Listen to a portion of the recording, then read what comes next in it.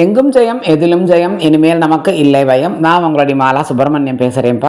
தசாவதாரத்திலேயே அவர் 10 அவதாரம் எடுத்தார் இல்லையா? அந்த 10 அவதாரத்தில் மகாவிஷ்ணு எடுத்த 10 அவதாரத்தில் ரொம்ப அழகான சிறப்பான நல்ல ஒரு அவதாரம் உங்கள் எல்லாருக்குமே தெரியும், நரசிம்ம அவதாரம். அந்த அவதாரத்திற்கு ஈடு எதுவுமே கிடையாது. இன்ஸ்டண்ட்டாக வந்து அந்த பிரகல்லாதன் அந்த குழந்தை கஷ்டப்படப்படாது அப்படிங்கிறதுக்காக உடனே தூணை உடச்சிக்கிண்டு ஓடி வந்து அந்த குழந்தையை முக்தி கொடுத்து அதை காப்பாற்றி ஹிரண்யனை வதம் பண்ணின கதை உங்கள் எல்லாருக்குமே தெரிஞ்சிருக்கும்.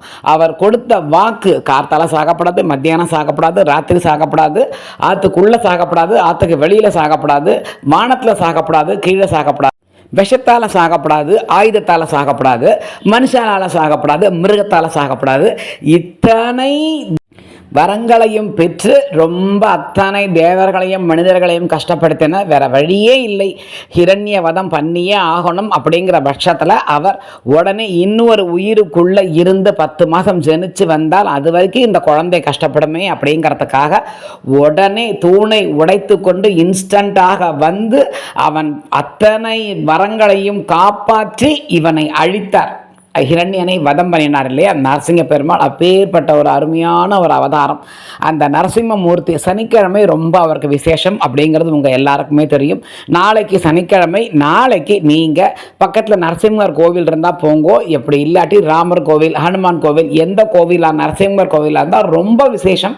அப்படி எந்த அதாவது ராமர் கோவிலாக இருந்தாலும் பரவாயில்ல, பெருமாள் கோவில் இல்லை ஹனுமார் கோவில், இந்த மாதிரி எந்த கோவிலாக இருந்தாலும் அங்கே போயிட்டு இந்த ஒரே ஒரு ஸ்லோகத்தை சொல்லுங்க. வாழ்க்கையில் உங்களுக்கு பயம் என்ன மாதிரி யாருக்காவது பயமோ இல்லை வியாதி பயம் இருந்தாலும் சரி, இல்லை பணத்தை வந்து கேட்டுருவாளோங்கிற பயம், இல்லை வேறு ஏதாவது பயம், பிரச்சனை, ஆத்துக்கார் பொண்டாட்டிக்குள்ளே ஏதாவது சண்டை, அதனால பயம், எந்த பயங்கிற வார்த்தையே நாளையிலிருந்து உங்களுக்கு இருக்காது.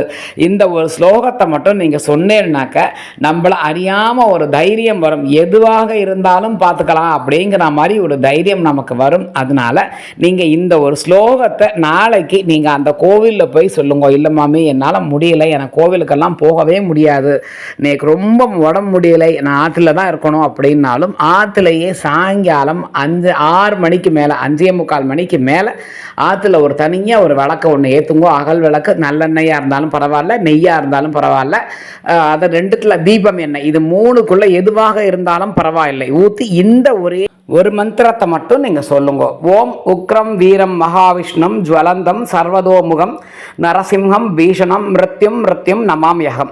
இந்த மந்திரத்தை நீங்கள் சொன்னேன்னாக்க இந்த கோவிலில் போய் சொன்னாலும் சரி, இல்லை ஆற்றுல விளக்கேற்றி சொன்னாலும் பரவாயில்லை, நாளைக்கு ஒரு முறை நீங்கள் சொன்னேன்னாக்க சாயங்காலம் சொன்னேன்னாக்க கண்டிப்பான முறையில் உடனே ஒரு மாற்றம் தெரியும். உங்களை அறியாமல் ஒரு தைரியம், ஒரு திருப்தி உங்கள் மனசில் கண்டிப்பாக வரும்.